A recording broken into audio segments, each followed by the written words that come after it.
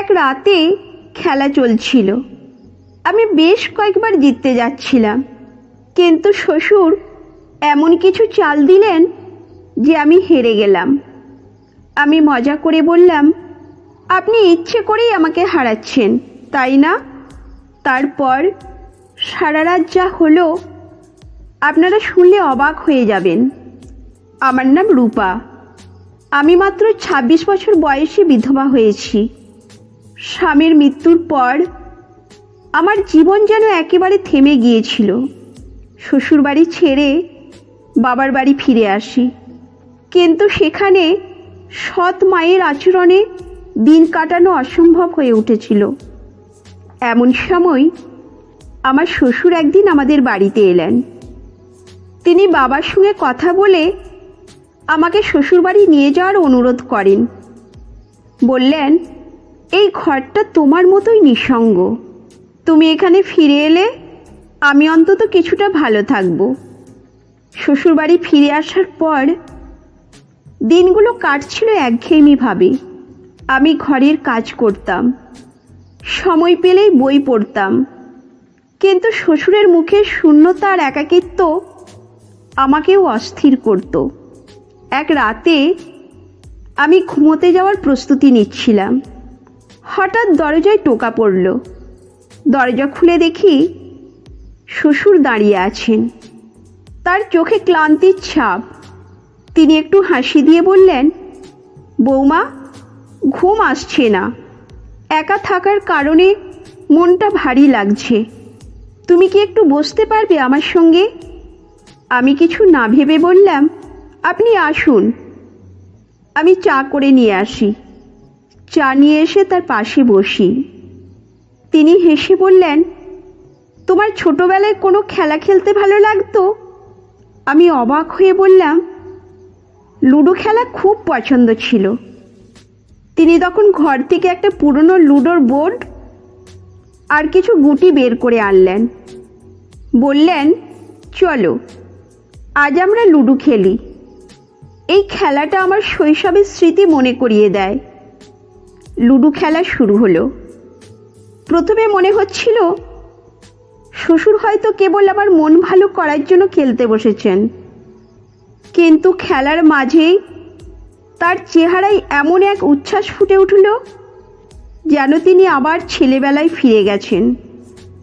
তিনি প্রতিটি চাল চালার সময় বিভিন্ন কৌশল বুঝিয়ে দিতেন। বলতেন, জীবনের প্রতিটি পথ এই খেলার মতো, কখনো এগোতে হবে, কখনো পিছিয়ে যেতে হবে, কিন্তু লক্ষ্য ঠিক থাকলে তুমি জয়ী হবে। আমি তার কথা শুনে অবাক হতাম। প্রথম রাতে আমি খেলা হারলাম আর শ্বশুর জিতে গেলেন। তিনি মজা করে বললেন, জেতা হারা বড় কথা নয়, মজা হলো মূল ব্যাপার।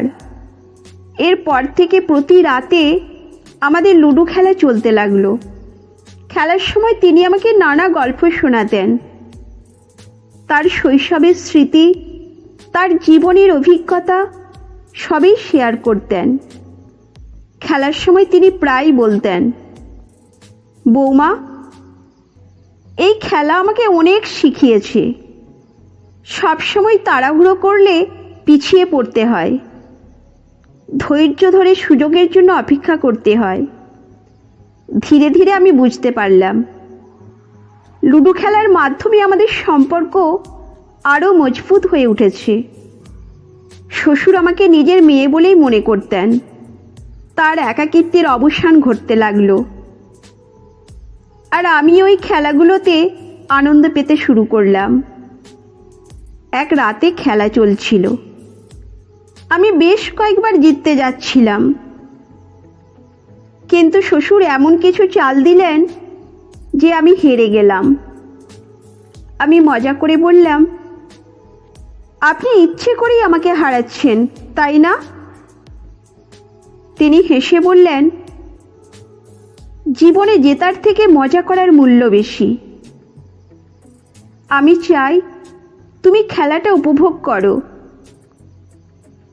জিতবে কি হারবে তা নিয়ে ভাবো না। সেই রাতে তিনি আমাকে একটা কথা বললেন, যা আমার মনে গভীর প্রভাব ফেলেছিল।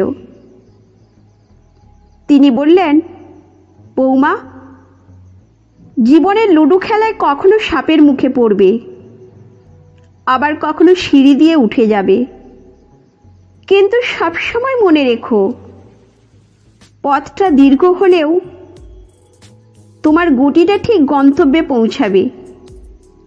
লুডো খেলা আমাদের দুজনের একাকিত্ব দূর করেছিল।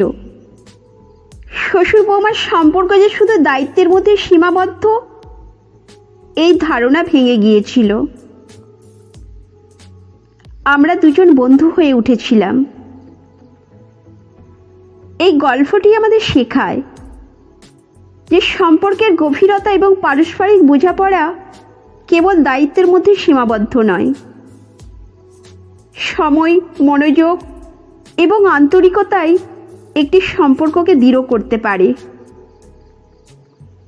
জীবন অনেকটা লুডো খেলার মতো। কখনো সাপের মুখে পড়ে পিছনে ফিরতে হয়, আবার কখনো সিঁড়ি বেয়ে এগিয়ে যাওয়া যায়।